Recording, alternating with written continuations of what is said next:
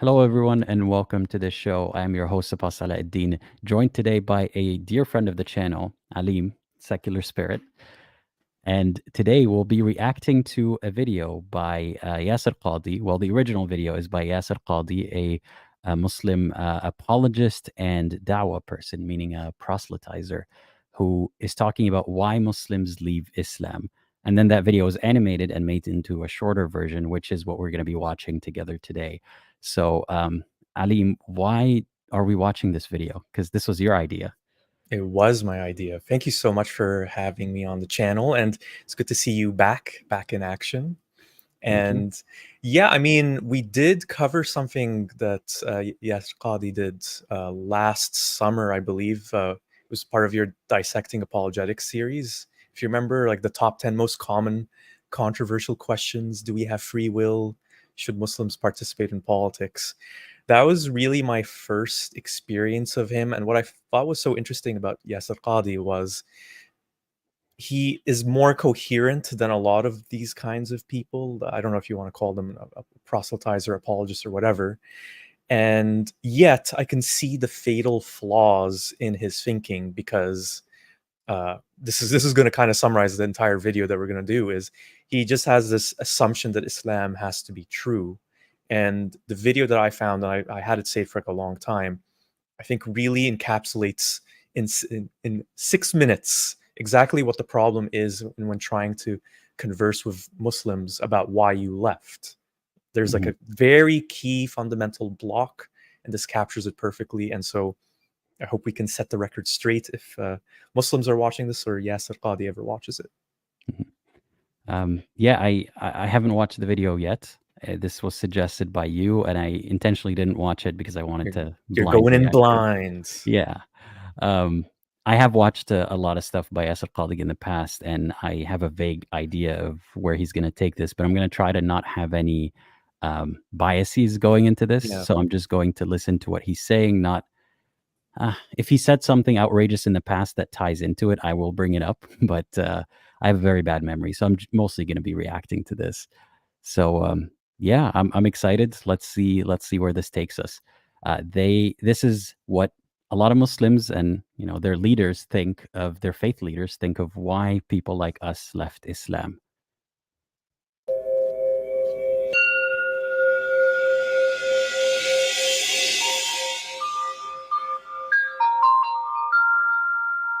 Cool intro. Can you pause for me to make my first comment? Hmm. I don't know if anyone else listens to these things on YouTube. I have trouble sleeping, so I listen to a lot of ambient noise stuff, and I'm pretty sure that's like the Buddhist Tibetan meditation Zen noises that you can find on YouTube. Interesting choice for is Muslim video. That is ironic, I would say. Yeah. And one more thing I want to comment on: in this animation, you see boys and girls sitting in the same class. I mean, maybe that happens more in Western countries, but that absolutely does not Well, happen it could as have just been often. the animation template, and they couldn't change it. Yeah, that could be it. But I just wanted to point out that I don't think this was an intentional choice to mislead people or anything, but this is already painting a rosy picture of how it is. Usually there's a lot more gender segregation than that. Also, if we want to dissect it further, there's only cats there because dogs are dirty. Because I don't know dogs if are people know halal. that's like a Muslim thing. Yeah. All right. And I can talk about the word iqra, but anyway, let's get into the video. Islam does not come with anything that is irrational, but it does come with things that are supra-rational, i.e. Pause rationality does not. And what's crazy is I reacted to this before. Damn it, I already know. All right. What do you want to say? You remember it, eh? Yeah. What do you want to say? Well, the thing is, okay, so first thing to mention is that this is an excerpt from a longer lecture that he did, I think around 10 years ago, that another channel animated. But I love how it just starts with this claim that there's nothing irrational in Islam. If this is your starting off point, then you're gonna end up in trouble, and we're gonna see why very, very shortly. Yeah, and okay, let's just watch. Cannot have a role to judge whether it's valid or not. It's beyond. Say that again. Things that are supra-rational, i.e. rationality does not and cannot have a role to judge whether it's valid or not. It's beyond the scope of the intellect.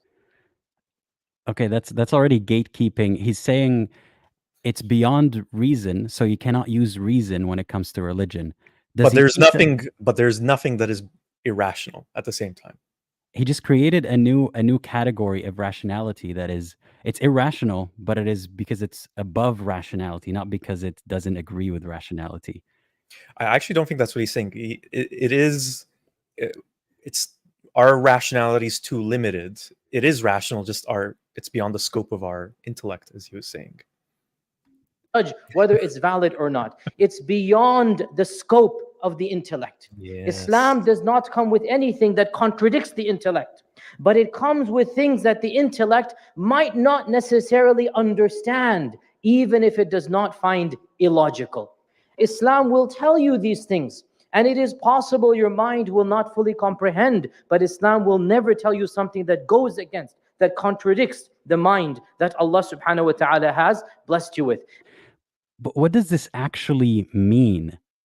So, like, let's take one very simple example that I mean, free will and predestination is not a simple example. Let's take a simpler one. If I observe that Muhammad invented a rule, or conveniently God gave him a rule to be able to marry a woman that he desires that belonged to his adopted son, or was the wife of his adopted son. So Yeah. then the rule outlawed adoption and said, hey, you can marry this woman now. I would say rationally that seems very in line with what other cult leaders do.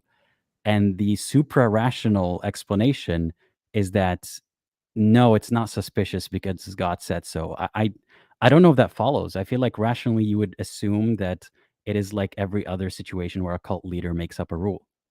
I think it's one of those things where conceptually you can kind of see where it's coming from. And I do remember being taught this stuff as a Muslim, that there's these things that you're going to see, they're not going to make sense. And to even use like a more crude, basic example, all the suffering we see in the world. Why are newborn babies dying of horrible genetic defects or things like that? It doesn't seem to make sense. But then you just trust that Allah knows what He's doing, and that it is not. It doesn't interfere with the justice and mercy and love that He has for all of us. Mm-hmm. But yeah, let's just keep listening. And when you look at the questions that these young men and women, 17, 18, 19, 20, up to the early 20s, they inevitably center around a core group of issues, all of which are modern, all of which are emanating from within a particular cultural paradigm.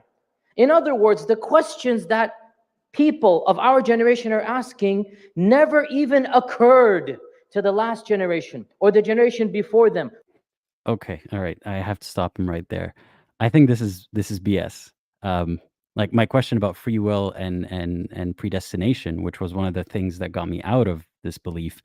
It's not about the West feeding me ideas about free will and predestination not going together, and it's not a question that didn't occur to people before me. So he's blanket just saying, "Hey, any problems that young Muslims see today with Islam are because they're basically fed ideas by their culture that's surrounding them, especially he means to say the West. And it's guys, you're committing the fallacy of presentism. This is just because now you have a modern understanding of things. And the word that he's not saying here is that I think he's talking about the prophet marrying a child, for example. He's saying now people think it's bad for a prophet to marry a child, but a long time ago, people didn't think that way. So it's unfair to judge Muhammad based on today's standards. Well, the thing I would also add, I think he does specify a few examples in a little bit. The thing is, some of those questions have been asked for countless generations. Like the key one that I think got me questioning as a Muslim is, how do I even know that Islam is true? And this Mhm. is definitely something that Muslims have pondered ever since Islam was a thing. Yeah, that's the biggest question. The one thing that when I was done with all the digging and everything, the question is, what proves Islam to be true? And the answer is nothing. There's nothing that proves Islam specifically to be true. There's a lot of arguments about how could the universe exist without a creator and all that kind of stuff. There's nothing that proves Islam specifically to be true. And I don't think that's a new concept, or that's a concept that was given to us by our environment. Or the generation before them, all the way back to the Prophet ﷺ and before. These are questions that modern society is positing. Questions about the existence of God, sexuality and orientation, gender roles. Wait, hold up. The question of the existence of God, he thinks that's a modern question? Yeah, exactly. It doesn't make sense. The gender role question, you could maybe argue that this is something that is more recently more of a big cultural debate that's in the forefront in the past couple of decades, but not the existence of God. And I would say, when it comes to questioning Muslims, it's really that's the big one, isn't it? Does this God even exist? I think that's one of the major ones. And I mean, what was I going to say?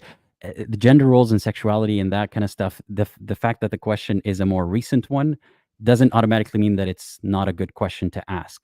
It just didn't occur to people before, or they didn't know better. So his way of dismissing it doesn't make sense still. But the existence of God question, I think maybe this is kind of what he means here. Back in the day when Muhammad was positing his religion, or anyone was pitching a religion, people already sort of believed in gods and spirits and the metaphysical and things of that nature. So it wasn't out of the realm of questioning to say, hey, I know a truth about God. And they're like, what is God? They wouldn't ask, what is God? This is a weird concept. They're like, okay, I believe in God. What do you have to say? But now people have answers for things that we used to ascribe gods for. Like the angel of rain or the god of rain or whatever it may be. Now we understand how rain happens, and we can manipulate the rain, and we can see the effects of global warming on the rain and things of that nature. We don't have a gap to fill with God. So now we're still asking, wait, so where does God come in? God is just an invisible layer behind all of this, that if you take God out of the equation still makes sense. So now people are asking more about the existence of God, but it's not a novel question. No, yeah, even though I do agree with you, like the majority of people had some kind of belief in God, some kind of concept of God, those questions about, are we actually believing anything, has likely always existed. Yeah. These things did not exist. Society, by and large, accepted these things as truths. And 100 years. Okay, and society by and large accepted that if you started shouting and acting weird, you are possessed by a devil. And now we know that there's things, related to mental health and physiological reasons, problems with your brain, with your neurology that could cause these things. So just because people have always thought a certain way doesn't mean that they've been right the whole time. We didn't have modern medicine until a few hundred years ago. Does that mean that modern medicine ideas are incorrect because people have never questioned medicine before, or have never questioned health that way? It's such a silly objection. And keep in mind that in this video, the title is, "Why do Muslims leave Islam?"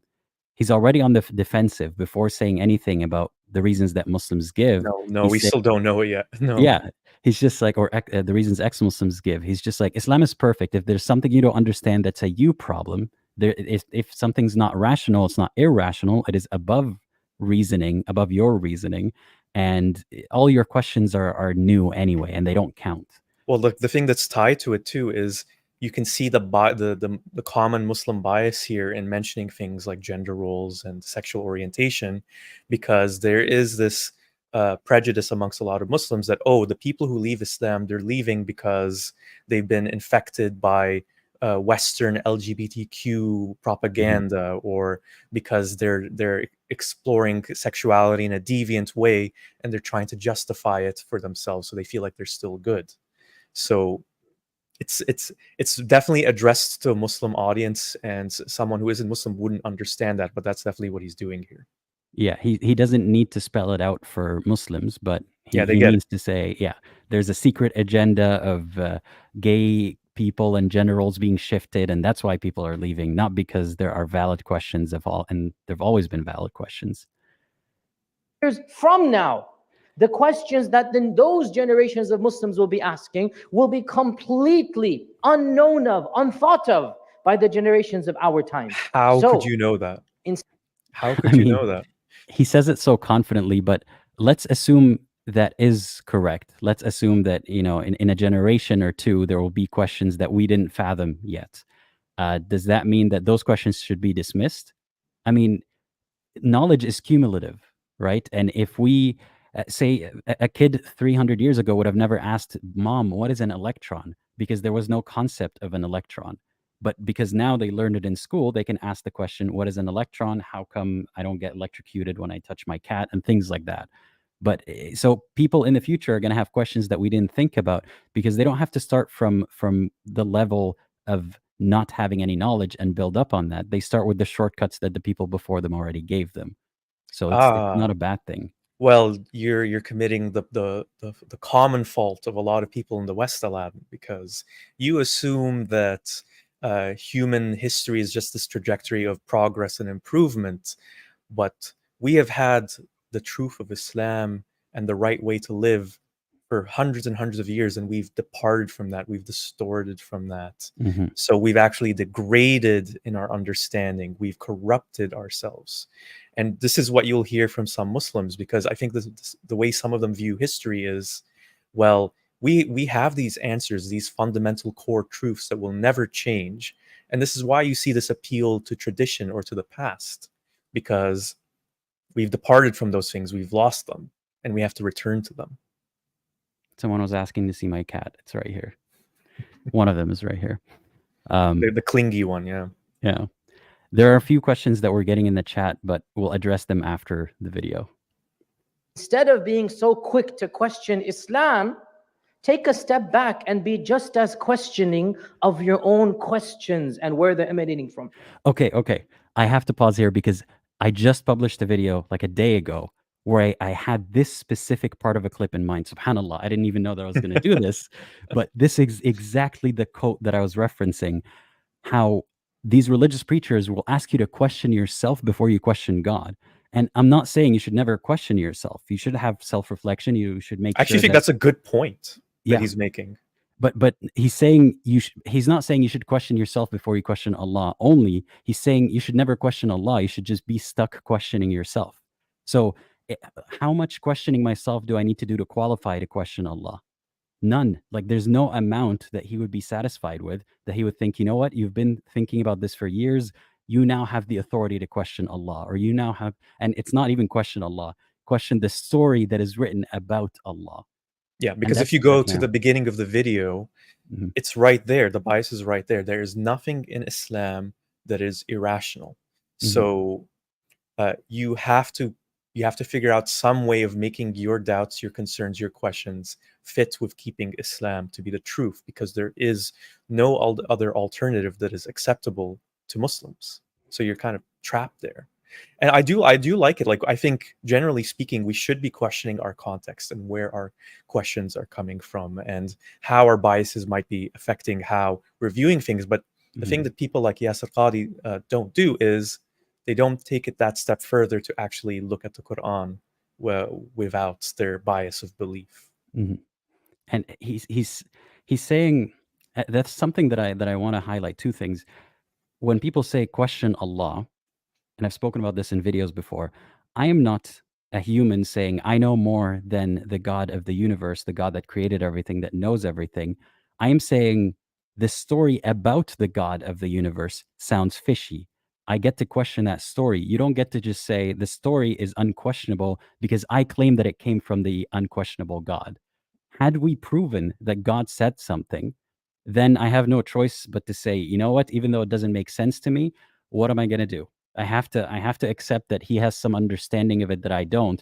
But we haven't proven that. We're struggling to have faith, or the questioning Muslims are struggling to have faith, because how do you work off of the assumption that this is from God? It's like a circular logic. So to accept that the nonsensical answers and explanations make sense, you have to accept that they're from God. But if you don't accept that they're from God, then they're They don't make nonsensical sense. answers. Yeah. And the second thing I want to highlight is He's saying, just listen to this quote. And be just as questioning of your own questions and where they're emanating from. This is implied here is where they're emanating from. Your questioning is emanating from a bad source. He's invalidating the question rather than addressing it. He's saying if a question seems like it's putting Islam in trouble, it's because the question is bad. It's not That's a good because point. there's Yeah. an answer. From the modern cultural paradigm. Yeah. He's saying your questions are emanating from a bad place, either, and some people go as far as to believe that these questions were planted. There's a conspiracy that there are people spreading these questions to trick people out of Islam. But if it's truly the truth, then no question will be a trick question. No question Islam cannot answer with certainty and clarity, to the point that even the so-called hater, even if someone has bad intentions or their questions are emanating from the wrong place, they have no choice but to say, you know what, that makes sense. Egg to my face. I have no choice but to accept your answer. But that's not what happens. They're discrediting any person who doesn't accept their nonsensical questions, as to say, subconsciously or consciously, it's coming from a bad place. Instead of just jumping at the Quran and saying, why does the Quran say this? Take a step back before you get there and ask yourself, why am I asking this particular question and not another one that perhaps 500 or 1,000 years ago was at the forefront of people? Why can't I ask both questions? Exactly.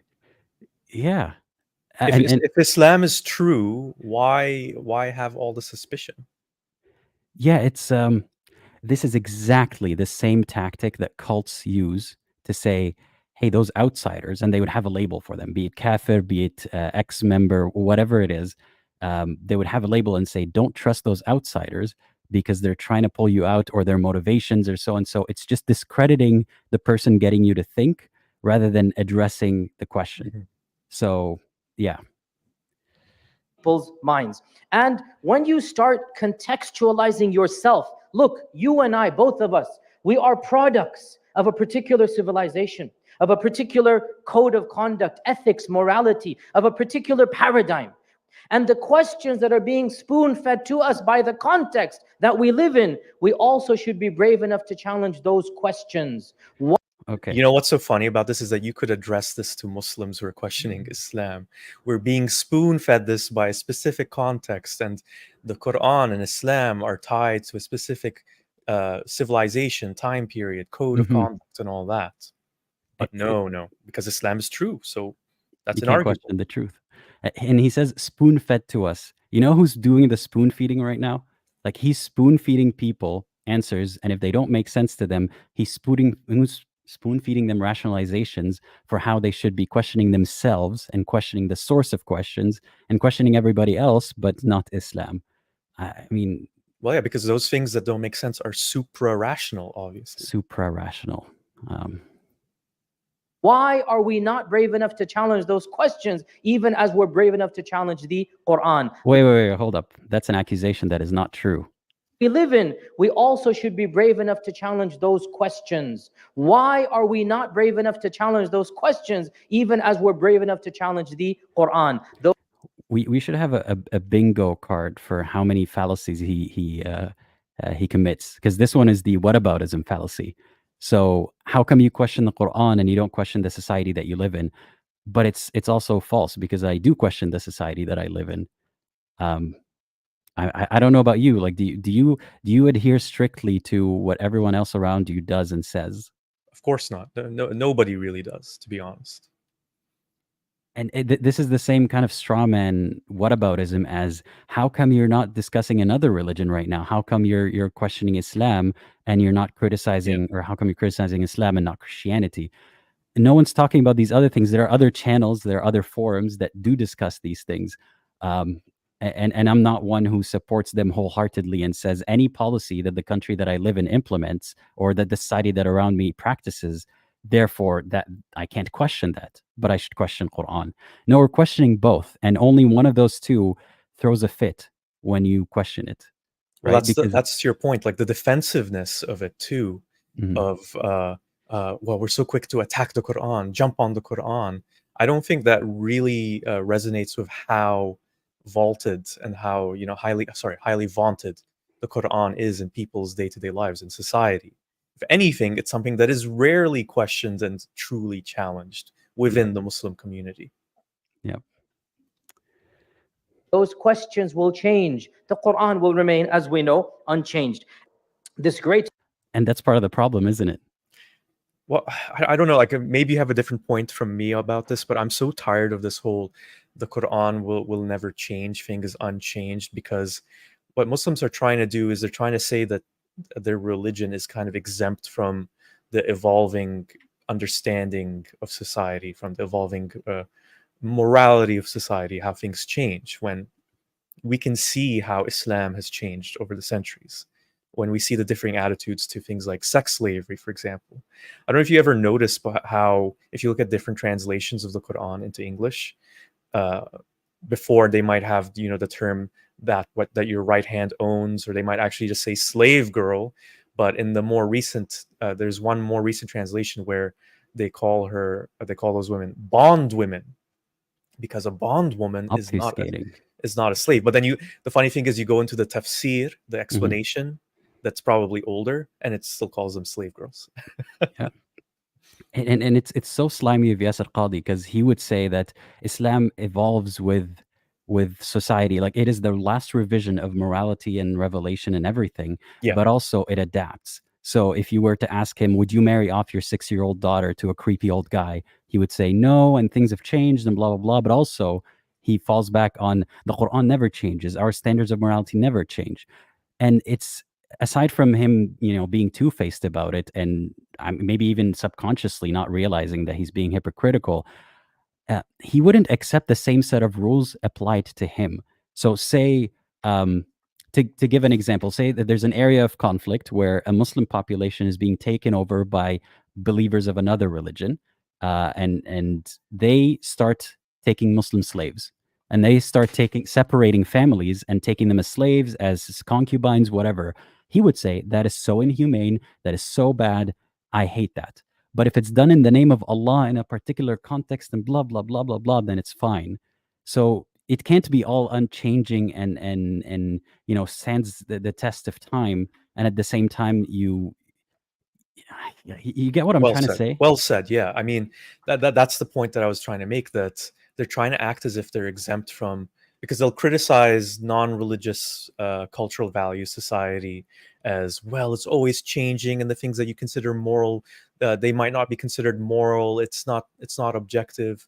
When in reality, a religion like Islam, it isn't objective either. It's constantly evolving, because what we really have is just the interpretation of that religion, and that is constantly changing, and it constantly varies depending on where it's practiced and by who. Yeah. By the way, there are some commenters who are trying to spread Jesus in the chat. Please shut up about Jesus. Like, I don't know if this needs to be said. Hi, Jesus is God. I recognize them from my channel. And this is funny. Christina says the demons in the chat are in the chat. Pray for them. Demons aren't real. I mean, you can pray if you want, but I just want you to know that we understand demons aren't real. It's sometimes annoying when Christians jump on this opportunity to be like, oh, right, I agree with you. That is evidence that it's a satanic, demonic cult. I'm like, no, you're halfway there. The criticisms that we're applying to Islam here often apply to Christianity as well. I feel like we do have to change some wording, but if we wanted to flip the script, adapt the script for Christianity, we wouldn't have to change that many words. We could even have the sex slavery discussion, or the slavery discussion about the Bible. Yeah. They're not actually slaves. They're not the chattel slavery that we know today, and they're it's indentured servitude. Indentured servitude, bond woman, bond man. It's the same kind of words gymnastics. Mm-hmm. And whenever I make a video, not even talking, specifics, just talking about my experience with faith and the answers that I got and what is expected of you, so many ex-Christians in the comments say, hey, you didn't say Christianity explicitly, or you did mention Christianity, but if you switch a few terms here and there, this is exactly what I went through. I hear that too, time and time again. Yeah. All right. Theologian Ibn Taymiyyah, the Quran will remain, as we know, unchanged.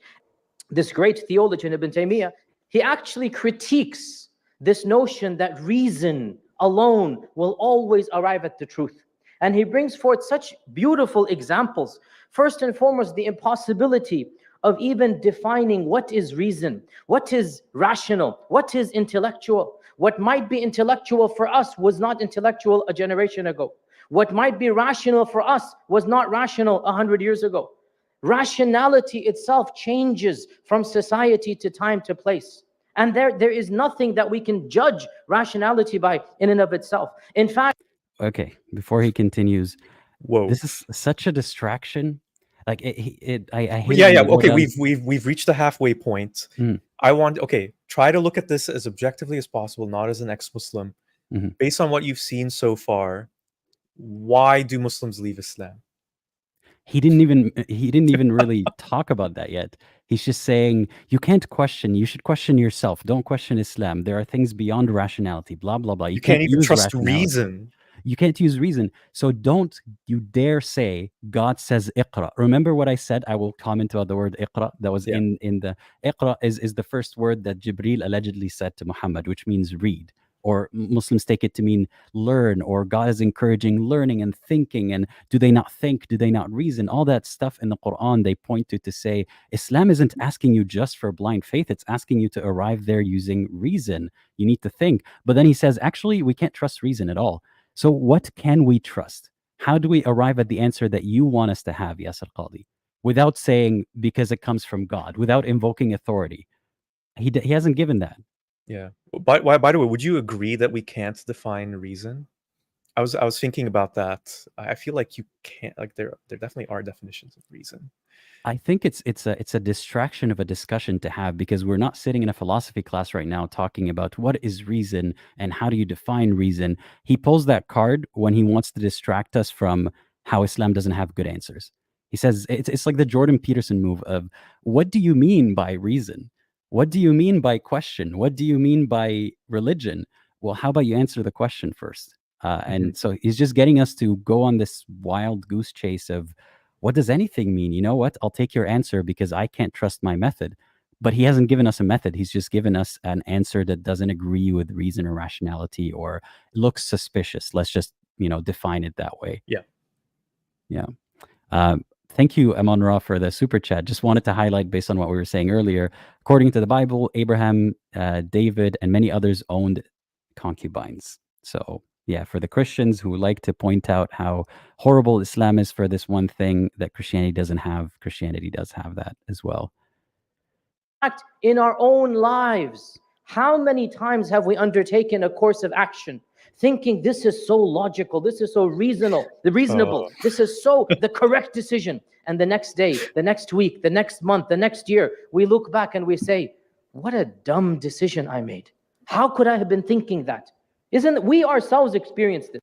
This is so unfair. This is extended just a little bit further, just a tiny bit further. Just a little bit more, yeah. If only, right? Yeah. How could I have been wrong about Islam? Some people think that, but he's incapable of thinking that. He just says, I have been wrong about other things in my life except this. This I can never be wrong about. Never. And he uses it as reason to say, maybe you could be wrong about being wrong about Islam. But he doesn't accept that you could be wrong about believing in Islam. Yeah. Yeah, like I think the examples they showed was buying a home or getting married. That's what the thought bubbles of those people had. But I mean, again, it's like no one's claiming that reason, like using reason, is going to lead you to a perfect solution. No one's saying reason is perfect. Yeah. But wouldn't it be better to use some reason, or as much reason as you can, for certain big life decisions, like the person I'm going to marry, or the home I'm going to buy? Like, for example, if the person you're going to marry or thinking about marrying has a history of lying and fraud and all that, you would use, even though you're like head over heels in love with them, and your intuition is they love me too and we're going to be happy, you're going to use your reason to say, okay, maybe this isn't the best person to trust because maybe they'll just lie and abandon me or defraud me or whatever. You can extend that to any other kind of thing in life. It's still good to use some reason, because what's the alternative? Blind faith and intuition, which can be right sometimes too, and for reasons we can't explain. Is it any more accurate than using reason? That's the problem, isn't it? So It to, isn't. to basically, why do Muslims leave Islam? And his answer is, or maybe that's the question posed by the person who titled this video, but he addresses it by saying, you can't trust your reason. You can't trust your senses. So how come you're asking me to trust my reason when it comes to the claim that you're making, but not when it comes to other things? Or am I not supposed to use reason in any aspect of life because I could be wrong? I should never buy a house. I should never get married because those people in the bubble, they bought a house and they regretted the decision. What does that mean? I think he does address week, this in a little bit. next month, the next year, thinking that. Isn't we ourselves experience this? So how then can we take quote unquote reason to be something above and beyond anything, always deriving ultimate truths from that? Now, does this Ultimate truths, that's very religious speak right there. I don't think that you and I and most people claim that using reason, I'm going to find the ultimate truth and I could never be wrong about this. And it's some truth that exists metaphysically, on a tablet preserved since before the creation of the universe, like they think of Islam. No, we're saying this is our best guess, estimation, deduction of Yeah. what things mean. And we could be wrong. And if we're wrong, we'll reassess that. He's saying I'm absolutely right, or my God is absolutely right. Why? I can't tell you. You can't comprehend it. I think again, it's just also a misunderstanding of what someone like you or me would claim to know or believe. Mhm. I'm an ex-Muslim, and I'm not claiming that we came from nothing. I'm not claiming like I know why the universe exists, what our meaning in life is. I don't have the universal truth answers to those questions, and that's part of using the process of reason, is realizing for some things we just don't know, or we can't know for sure, so we shouldn't believe them then. Mhm. Yep. But he says, what does he say? above and beyond anything, always deriving ultimate truths Above and beyond anything, always deriving ultimate truth. That's religious speak. That's how you think of the world, and you're projecting it on how or ex-believers think of the world, or non-believers. So don't put words in our mouths. from that. Now, does this mean, as I said, that Islam has nothing to do with reason? No, not at all. Allah subhanahu wa ta'ala tells us to think, to ponder. Backtrack. Allah subhanahu wa ta'ala tells us in the Quran to make tafakkur, tadabbur, tadhakkur of his signs. But if you Before the but, so to recap, you cannot trust reason because reason can be faulty. What even is reason? He wants to get all philosophical We can't about even it. define reason. How can you use a tool that you can't define, right? It's very slippery.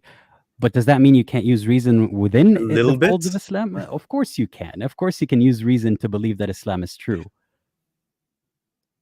What is this? look at I like this the comment. Quranic commands to think and reflect, the Quran never tells you challenge Allah's revelation. Rather, the Quran addresses non-Muslims and says, think, is Islam true or not? Think, is the Prophet true or not? Think, if this book, the Quran, from Allah or not? Once you come to the conclusion that the Quran is the book from Allah, that the Prophet Muhammad is a true prophet, that's where you use your mind. Once Okay, so that's where we use our minds. Okay. Right. So if you it come is to any important. other It is super important, actually. Yeah, it's important to use your mind, but only if the conclusion is that Islam is true. If you get any other conclusion, you're using your mind incorrectly, and you should stop using your mind. And what do you use instead? That's my question here. So the mind Yeah. is untrustworthy, senses are untrustworthy, reason is untrustworthy, and I used them. I did tafakkur, I did tadabbur, and I didn't arrive at Islam. I arrived at something else. So I arrived at the conclusion that Islam is not true. What's my course of action? And he says, stop questioning and just believe. That's impossible. You can't just go back from using your mind and then not believing to turning off your mind and then believing with your heart, or whatever that That's is. what he wants. But it's impossible. So why are Muslims leaving Islam? Because you're in insufficiently answering the questions, and you're not providing an avenue to believe again, because that's not an avenue. This is just basically circle jerking for people who believe and say, we're so good for believing, we used our minds the correct way, and people are leaving because they're not using their minds the correct way. But you're not explaining how the correct way is, or how to get back if you aren't able to use your mind that way. It gets worse. Just watch. Oh boy. admit and said Muhammad is a true prophet, that's where you use your mind. Once you admit and submit that the Quran is the book from Allah subhanahu wa ta'ala, then you are not supposed to question each and every minutiae and law and wisdom. We will never understand why we pray 5 times a day and not. Okay, to plug myself again, I made a video about this. I'll put the link in the description, why Muslims pray 5 times a day. But the contrast between Islam and Judaism, for example, is very stark when it comes to this. Jews are known for arguing with God or arguing about God and questioning everything. And Muslims, he says, yeah, no, you can't question. We'll never really know why. We just Yeah. have to. And he uses the word, what was it, minutiae, to say that these things are, yeah, inconsequential. little details. Yeah. And I don't know, speaking for you and me, when we were questioning, when we're being questioning Muslims, these are the things that really got us wondering, like, why is it 5 times? That's the really big stuff that made me leave. That didn't. I mean, well, first I want to highlight that the Quran I'm being sarcastic, just to clarify. Yeah. The Quran doesn't say pray 5 times a day, by the way. No. The Quran doesn't talk about that. It has to come from the hadith and other stuff. But what was I going to say about that? We were talking about the thinking. Wait, I lost my train of thought. Damn. Let's just go back to the video. Law and wisdom. We will never understand why we pray 5 times a day and not 4 or 6 times. Oh, sorry. I remembered what I wanted to say. So he says, don't look at the details. Don't focus on the details. But if I were to give you a story, be it, a story about an investment opportunity, or if we're partners and I say that I didn't cheat on you, and here's the story of what I did last night, and the details are where I screw up. The details are very fishy. Doesn't that make the truth even harder to believe when the details are wrong? I feel like those are important too. You can't just say, well, if you love me, if you believe me, then you're not going to focus on the details, despite the details being supra-rational, as he put it. Yeah, this whole video is supra-rational. There's no clear-cut answer we can give. We will never understand why we perform wudu in a certain manner, why we have to do 1 ruku' and 2 sajdas in every rak'ah. It might not be something that is fully understood. That's also a straw man. I don't think that people leave Islam because they don't know why it's this many rak'ahs. Like, come on, face the real questions. Don't be such a coward. It's such a misrepresentation. But he explains it further too. It gets worse. Understood rationally, but neither is it irrational. It's not against reason. It's there. You just submit. Now, if somebody were to say, I don't understand the wisdom in 5, well, tough luck. You've accepted the Quran. We're assuming you have accepted the Quran. You've accepted the Quran. You must accept it as a package deal. The Quran doesn't even say 5. So egg to your face. And secondly, that's not the question that gets people out of Islam. Like, the Quran doesn't explain why it's 5 times a day. Therefore, I must leave Islam this moment. That's not it. That's not even close to it. So reason has a role and a place to guide you to the fact that the Prophet Muhammad sallallahu alaihi wasallam is a prophet. And okay, wait, before I address that, he said you have to accept it as a package deal. This is why it is dangerous. This is the truest thing he has said in this whole video. Yes. Islam is a package deal. So there are people who don't accept it as a package deal, and they change the package a little bit, and they're convinced that their package is the package deal. That there are people who have. So I'm not saying that every Muslim believes exactly the same thing, but whatever the package that is formed around your belief is, be it formed by the context of the people around you, the beliefs that make most sense to you, the verses that you read and that resonated with you, all that stuff, you have to accept everything in that package. And that's the dangerous part. You and I don't think there's any belief that you and I hold that we accept totally as a package deal and we can never question, because the premise of it we've accepted. So the premise here is that Muhammad is a prophet, therefore anything else you have to accept as a package deal. I don't use this way of thinking in anything in life. I could go to a financial investor and the premise is he's very successful and he makes a lot of money for his clients. It doesn't mean everything he says I accept as a package deal. This is the thing. This is a really important point to make, because when some theists, Muslims, Christians, I've heard this from both, talk about how, well, what's the difference between religion and capitalism, where people just start treating money as a religion. Those things, whether you want to talk about capitalism or communism or humanism, whatever it is, they are knowingly man-made, and so they can be questioned, and they aren't attached to everything we fundamentally do in a way in which we can't escape them, the way that is the case with a religion like Islam, because that's from the creator of the universe, so we can't question it. So you can't, it's not the same thing to say anything about humanism or capitalism or whatever. And that's what makes me nervous about religion in general, and the idea that there's a truth that was communicated to us by a higher being, because so many ideas can slip in that package, intentionally or not, maliciously or not. There could be a belief in there that harms you or other people, and you cannot question it because you are not able to, because it's a package deal. That's why I'm uneasy with, for example, I say never get in a relationship with a Muslim unless you're a Muslim as well, because you don't know what their package deal looks like and what it's going to look like in the future. And it's partly not their fault. I mean, you can see how much control this belief has over them, and people like Yasir Qadhi brainwashing them into accepting anything that they hear. So just be wary of what the person's package is, and don't take that out of context. The common alarming thing is when children become part of the equation, and parents start thinking about their religious upbringing. I've heard that often, that's where the package deal of being with a Muslim partner can be revealed. And Raisa says, if someone told me that an atheist or ex-Muslim made this video, I'd believe it. It's that bad. Yeah, it looks like we're planting words in his mouth to make him or Islam look bad, when this is just what he said in a lecture. Yeah, you can find the full lecture linked in the video description, by the way. And I have talked about parts of this in other videos before, and I just didn't realize it was the same lecture. Must accept it as a package deal. So reason has a role and a place to guide you to the fact that the Prophet Muhammad inevitably is a prophet, and the Quran is the book from Allah subhanahu wa ta'ala. Once you submit to that, then you accept the package deal. And if you look at the question, you submit to that. Okay, the visuals. Then you accept the package. Look at the visuals. Oh, how did I miss this? Okay. Oh my God. Okay. Slavery. All right. You have to accept slavery. I don't know what the hell this is.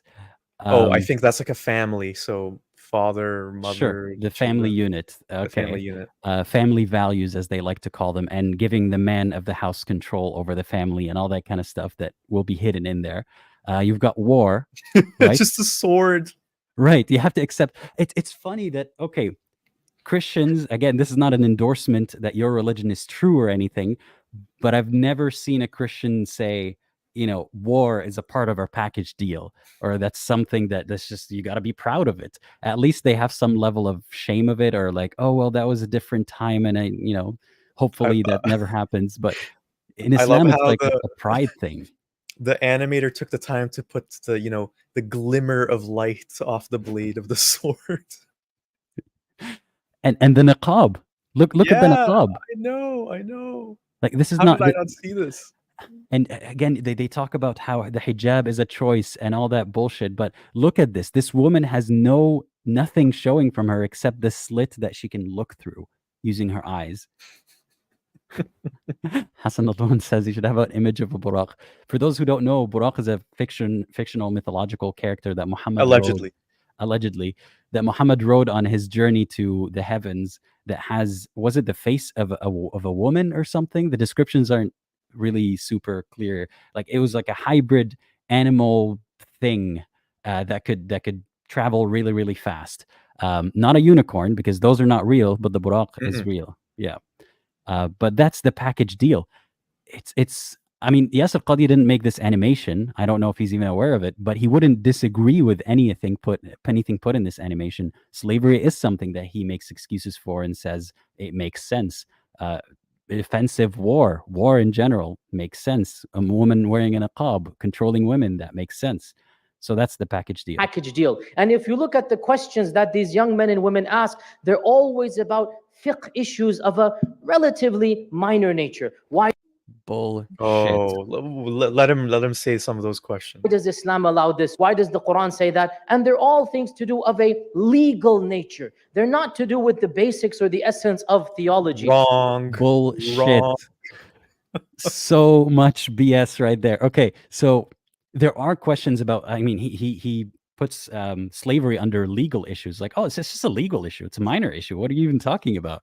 That is a big issue, but a lot of these issues tie into theology because, again, we're starting from the base that Islam is never proven. You're making a claim, and there's suspicions like Allah allowing slavery, like Allah allowing and commanding, war and slavery and these things. So these things do tie into theology because the theology part doesn't have enough proof for its claim on its own. So there's overlap there.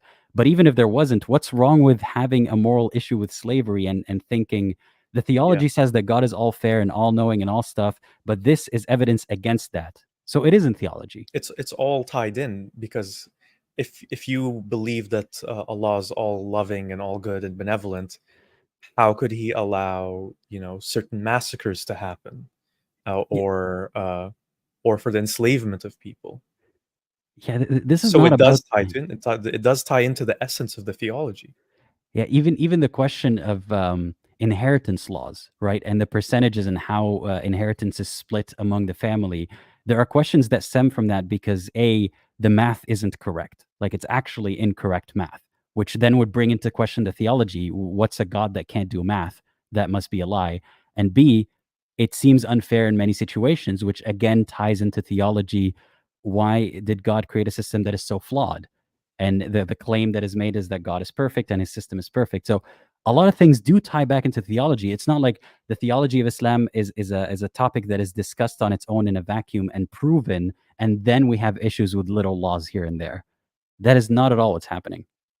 What would you say are some of the biggest questions that you were asking when you were questioning? I'll think of some of my own questions too. So even before I knew that it was questioning, I was just trying to understand the belief, and things didn't add up. People having free will and people being predestined to go to hell, or the majority of people going to hell, the majority of humans on earth going to hell, and how I'm supposed to believe that someone doesn't believe for moral reasons. Like someone doesn't believe what I believe because they're bad and because they're denying and they actually believe, but they're lying about it. All that BS about kafir, I was supposed to believe that and I couldn't. That's just two of the big questions that I had. Is there such a thing as an oxymoronic believing disbeliever, the kafir that the Quran raves about? I don't think so. Yeah, those are really good questions. I have to be honest, like for me, they were more selfish or, self-involved. They were questions like, how do I even know that this God is real when I can't see them? I haven't, I think I've experienced them when I pray, but I don't really know. But I'm supposed to believe that there's these demons and angels and jinn. And how do I know that there's a life after death and a heaven and a hell? And I just realized I don't know. And then when I looked at the Quran, I started thinking, how do I really know that this is a miracle? Like actually really know that it's a miracle? What makes it miraculous beyond people saying things like, oh, well, God challenged people to make a verse just like it and they couldn't? Right. How do we know that? Who assessed that? Who's the arbiter? Who's the judge who determined whether or not it was up to God's standards? Who tried? Who dared to try? And the biggest question that I've had and still have to this very day is, what makes Islam true? And that is a question that has never been answered to a satisfactory level, because usually the answer to that is pointing out all the unique features of Islam and saying that truth, that proves truth. For example, that in Christianity, there's how could God have a son? Islam does not have that concept. Therefore, a religion not where God does not have a son is a religion of truth. But in a vacuum, right? Say Christianity is true. You can't question that God has a son. It's supra-rational. Exactly. Or there's nothing irrational about it. Like if God chooses to have a son, how is that irrational necessarily? And don't take this out of context to mean therefore Christianity is true. I'm just showing one objection that Muslims use to prove Islam that is just, it's like a negative assertion. Basically, what our religion has, a characteristic that our religion has and the other ones don't, that is a criteria for truth. But in a vacuum, that is not a criteria for truth. Yeah, So, or they'll say, well, Islam gave women rights long before any other religion. and man, So Islam is true. There are people who have contributed more to women's rights than Islam has, and have achieved more success in 100 or 200 years than Islam has in 1400 years. Does that mean that I go to those people and ask, so what does God say? What is the ultimate truth? No, just because they've succeeded at something, which it's arguable whether or not actually Islam has done these things, means that therefore they're speaking the truth about other things. It's a non sequitur. Like, what does giving women rights have anything to do with proving that this is the one religion from God? Like, It's just basically like a shady sales pitch to try and get people at their emotions, at the things that they know will resonate. Yeah. And to echo Hassan Adwan's comment, supra-rational can be applied to any irrational doctrine in any religion, or anything that isn't necessarily rational, as he puts it. And before we continue, thank you so much for the super chat. Super Scamming Man says, recent archaeology found that in Arabia, polytheistic idols and inscriptions ceased in the 4th century, leaving only monotheistic invocations. The Quran's poor preservation is only a small example of the holes in the narrative. I think this speaks to the idea that first it was monotheism and then it was polytheism. But I think there's more evidence in other videos that I'll make a video on in the future, how it was actually polytheism was the beginning of religion, not monotheism. But obviously that's easy to explain according to Islam, is that they were all corrupted and it used to be monotheism and all that kind of stuff that's impossible to prove. But yeah. Anyway, moving on. And we do not judge the validity of a religion based upon and we legal nature. They're not to do with the basics or the essence of theology. And we do not judge the validity of a religion based upon the minutiae laws. How can Islam be true when we have to pray 5 times a day? That's not how we judge Islam. No one's saying that. It's so infuriating and so unfair how this is how it's being presented. Yeah, no one's, and there are millions of Muslims who watch this and say, you know what, you have a point. These ex-believers don't know what they're talking about. Honey, who's saying that how can religion be true because you have to pray 5 times a day? That's never been the question. And what he says here, we do not judge the validity of a religion based upon the minutiae laws. How do you judge the validity of a religion? Because you didn't give us a way to judge the validity of a religion. You're saying this religion cannot be proven. It is beyond rationality. And anything that, all the minutiae that are problematic, you cannot use that as ammunition against the religion. But there's nothing to prove the religion independently. I like to remind people, it's almost useless to argue about the flaws in Islam because you have to start from the position that Islam has not been proven. Let's talk about the proofs in Islam. But we get sucked into arguing as if Islam is somewhat proven and then we're trying to nitpick. No, it hasn't been proven to begin with. Yeah, I mean, like the whole part where we prove that Islam is true is kind of skimmed over quickly. Well, we use our reason to determine that the Quran is the word of Allah and Muhammad is his prophet, but then it just skims over that whole phase. Mm-hmm. I suppose that's not what the video is about. Yep. Because it's just true. Earlier he said tough luck, right? When he was saying, it's a package deal, tough luck. Yeah, suck it up. Islam, it looks kind of scary. It looks kind of suspicious. Suck it up. If you don't, God is going to torture you forever. That's essentially what the claim is. Yeah, there's all these massacres and threats and talk about slavery in it, but suck it up. How can Islam be true when we have to pray 5 times a day? That's not how we judge Islam. We agree that's not how we judge Islam either. Islam based on what?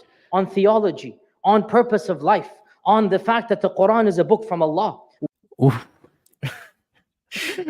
Wait, did you notice that circle? Yeah. We judge Islam based on the fact that the Quran is a book from life. Let's read that again. We judge Islam based on the fact, we judge the validity of Islam, is what he meant to say, based on the fact that it is a fact. Yeah. How do you judge the validity of something based on the assertion that it is a fact? Christianity is true because the Bible is true, and I know the Bible is true because Christianity is true. You do not judge the validity of Christianity based on the irrationality or supra-rationality of a Holy Trinity. You judge it based on the fact that the Bible is the inspired word of God. You judge it based on the fact that Jesus is from God. You see how silly that sounds? But that's exactly what he's saying. and with those the animated sword and niqab and slave hands, Yeah. flashing again. That's the package deal, honey. Wait. on theology, on purpose of life, on the fact that the Oh, that's another thing. Theology, purpose of life. That's still a claim. Like I can give you a story about the purpose of life, and it can make sense. It can be either not irrational or supra-rational, as he puts it. It can be very flowery. It can be beautiful, and it can fit the world that we live in. It still doesn't mean that it's true. Just because it's a story that you like or the story that seems to make sense, that's different than a story that is proven to be true. So we don't judge the validity of Islam based on that it has an answer for the purpose of life. Having an answer doesn't mean that it is the correct answer or the only answer. Quran is a book from Allah. Once we've established that these things are true, we then accept the message as it is. How do you... He said, we judge it based on that the Quran is a book from Allah. Once we establish that the Quran is a book from Allah, then we accept that the Quran is a book from Allah. And then the rest follows. All these minor, inconsequential questions, they don't matter. We just accept them. We submit, as he said. Yeah. So to recap, the reason why you and I left Islam was because we were asking irrelevant, inconsequential questions that were fed to us by a modern cultural paradigm, and those questions won't matter in the future, and they're just tied to this specific era. And once we see that, we'll see, oh, we don't have to wonder about these things because reason will lead us to the truth of Islam. Yeah. Okay, thank you. Yeah. And we left Islam because we couldn't answer the question, why do Muslims pray 5 times a day, allegedly, which I made a video about this. And again, it's easy for a believer to misunderstand what the purpose of the video is. It's not to say Allah says pray 5 times a day, therefore I'm not a Muslim anymore. It's to analyze the story that arrived at the number 5. The story where, the Prophet haggles with Allah, basically, to go down from 50 to 5, and to show you all the plot holes in the story. It's not like that whole criticism is not to say, how come we have to pray 50 or how come we have to pray 5, therefore Islam is not true. It's to show you that, like every story in Islam, there are plot holes, and to remind you that it wasn't established true to begin with. We're working backwards. We're assuming that there's some validity to it, but still showing you all the flaws in it, despite that assumption being unwarranted. Once we've established that these things are true, we then accept the message as it is. All right, that is it. Yeah, to echo Hassan Alwan's comment, you can't reject Islam if some things don't make sense because you already signed a contract that it's true. And in some places, if you want to break that contract, you will get punished, ostracized, possibly murdered, all these sorts of things. So did we gain an understanding today of why Muslims leave Islam? Well, here's the interesting thing I wanted to ask you. So this is definitely tailored towards Muslims. Let's say a non-Muslim who is trying to learn about Islam, maybe potentially thinking about converting, or even just someone who's just trying to understand more about it, was watching this video. What would they get from this? Nothing, to be honest. No. Yeah. From this video, they would honestly, they'd probably click off, but they'd probably be thinking, this guy's full of shit. Like, what? I don't think that's why people don't believe in Islam. I mean, the person listening to this who's not an ex-Muslim, for example, they think that, I mean, let's ask them what they think. If you're not a Muslim and have never been a Muslim, let us know in the comments or in the live chat what you think about this video. Did it inform you about why people leave Islam? Did it answer any questions that you had about Islam? Does it make you more likely to join Islam? Let us know. I think it's just it's fan fiction. It's for other fans of the religion to say, look at ourselves, we're so smart. I wish those Muslims would, or those questioning Muslims would just get it, that you just have to submit. And I think it is trying to answer a question that is actually like a major concern for Muslim communities. So I think the original lecture was given in Detroit, Michigan, so in the US. I'll double check that in a second. And there's probably a lot of Muslims looking at their kids and thinking, well, they're not really practicing, and they're asking me all these questions that I've never heard before. I don't know how to answer. What do I do? And I don't know what let's say a parent who has a 20-year-old who's questioning Islam, what are they going to take from this lecture to their kids who are questioning Islam? They're going to be dismissive of their questions and concerns. They're going to treat it like it's not a big deal, or you're just watching too much movies, you're hanging out too much with Brad and Tom and Jessica, I don't know. And it's not going to cut to the core of the issue. And this is what is so frustrating about leaving Islam, and also just, when people are forced to explain why they left Islam to their family and friends. There's a fundamental lack of understanding of why people are leaving. Yeah. And Because- instead of, Well, because the only alternative is that Islam could not be true, which is impossible to conceive. Yeah. And I'll use this opportunity to plug that I'm working on a video where I spoke to 5 different sheikhs in the span of 2 days, just talking to them about questions like, what makes Islam true to a non-Muslim? How could you prove Islam to a non-Muslim? And it was not any more informative than this, but I will still tell you how it went down. And I want to point out the super chat from Hamza. Thank you, Hamza. Hamza says, the problem is that once you try to establish Quran is from Allah and you try hard, you end up finding the opposite. What do we do then? That's an excellent question. Yasir Qadhi, the mic is yours if you ever want to answer that question. Say I distrust my rationality. Say I cannot use rationality as a metric or as a tool. Where do I go from there? He's just saying, so just believe, just accept. Yeah. Ask yourself where these questions are coming from and realize they are from a corrupted cultural modern paradigm, asking questions that didn't even matter 100 years ago and that won't matter in 100 years. So say I do that and I question myself and I distrust myself. I assume that every question I have was spoon-fed to me by the context around me, as he put it. And now I think that the world is my enemy. I cannot trust even my own mind. How do I get peace from there? How do I get the submission to Islam? Because I could still pray 5 times a day begrudgingly, or like not understanding why I'm doing it, not believing it. But is that really the outcome that he's asking for? He's asking people to believe. So how do you get there?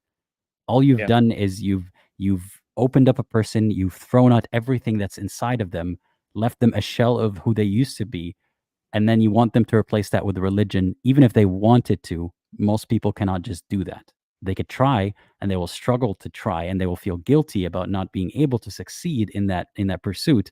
And as this commenter put it, Yasmin says, I believe the stuff he said when I was a Muslim made me feel like I was alone in my legitimate questions. You're not addressing any questions. You're just, what he's doing is damaging the mental health of the Muslim community.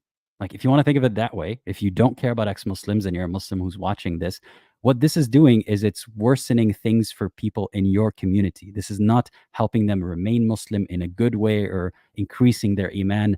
This is making them more troubled. And I would much rather they find an outlet and find people who agree with them and find ways to healthily think about it and leave their religion than be a shell of who they are and attempt to force themselves to be a Muslim.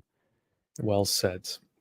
I just feel so frustrated when I think about how, you and I and a lot of other ex-Muslims, we take so much trouble and we go through so much to try and understand the Muslim perspective of our friends, family, our community, and really try to explain where we're coming from. And then when I see videos like this, it just makes me realize that in a fundamental way, Muslims just don't get it. They can't get it as much as we try to show how we get where they're coming from.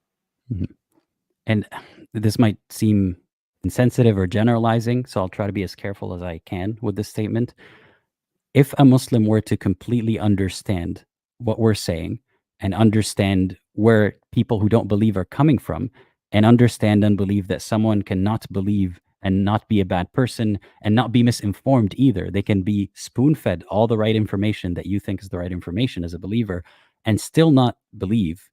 If one is to accept that as a believer, they're either going to live in torment, realizing that their belief system mandates torturing in the afterlife people who seemingly don't deserve it, or they will end up leaving their religion. I find it very hard to completely understand the other person's perspective and remain a Muslim, and to have empathy and remain a Muslim. Yeah. There are some annoying comments during this live stream. Sorry we didn't remove them earlier. There are some people who see this as an opportunity to spread the word, so to speak, and say, actually, in Christianity, you don't have this problem or that problem. You do, and I'll let ex-Christians and other critics of Christianity speak about it. And obviously, there are Muslims who say, well, this is all for attention. This is all because you were led astray and all that kind of stuff. But no matter how many times we try to express ourselves, people will put words in our mouths and say, this is why Muslims leave Islam, not all the answers that we give. But what can you do? I wanted to remind people to subscribe to Secular Spirits channel. Link is in the description. You should. This is an order. You have to go do it because I think that if you think my tone is something that resonates with you, and the topics that I pick and the kind of videos that I do is something that you like, we think very similarly. We don't agree on everything, but that's a channel that you should also check out. And also, we're both going to be attending this event in August, on the 31st of August in Norway. It's called Celebrating Dissent in Oslo. We would love to see you there. If you would like to attend, get a ticket right now. We don't get any financial kickback from it or anything. I'm just happy to recommend that people attend this event because I'm excited about it. And this is my first event of the sort. I've never attended one, let alone Same for been- me too. Yeah. Yeah, so this is very big for us. So if you want to be there, if you want to possibly meet us, this is how you get there. It's called Celebrating Dissent in Oslo. I'll leave a link in the description to that event as well. Yeah, that's about it. Do you have anything else that you want to add? No, I think you covered everything. I would mention that lately I've been trying to cover Christianity a bit more on my channel, although I primarily talk about Islam. So for anyone looking to just explore the common issues between Islam and Christianity, yeah, you can check out a whole bunch of videos on my channel. And yeah, looking forward to doing that in the near future with other religions too. Judaism, Hinduism, Buddhism. Those are the ones I really don't know much about. So it's going to be super interesting to explore. Are there any questions in the live chat that you want to address quickly? Well, Hassan Adwan says that his son-in-law and his daughter are going to be at the event as well. They also used to make, and I think they're returning back to making videos talking about their experience leaving Islam. So you can meet them there as well. Questions? There was some question about something to the effect of, well, if you guys know everything, or if you guys are so rational, can you tell me what is your purpose in life? Oh, And I see it. With Yeah. all, should I put it on the screen? Sure, if you can. With all your intellectual power, share one single valid reason about your purpose of being on planet Earth. hmm Do you want to take a shot at that? Well, I think it's a journey that each one of us has to go on our own. And it's not like we're going with some kind of blank canvas just because we don't subscribe to a religion. I mean, we're human beings. We care for other human beings. We are, social animals that live on this planet and shared with other humans and animals. And so I think it extends from there. And we don't want to suffer.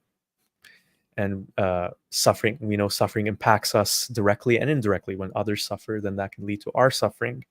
Using those very basic fundamental facts about us, you can take your own path to building a meaning in life. And that's all religion is doing too, by the way. Taking those foundational things and then building a meaning, except it's assigning it to something that is beyond us and transcends us. And that requires intellectual power that I would say is beyond us. So we don't take that step. I would say that this is possibly coming from the understanding that there is one universal purpose, or there's a truth that exists that is Which we just don't beyond know. you and me, or either we don't know, or we, using our intellectual power, can tap into and prove it to this person.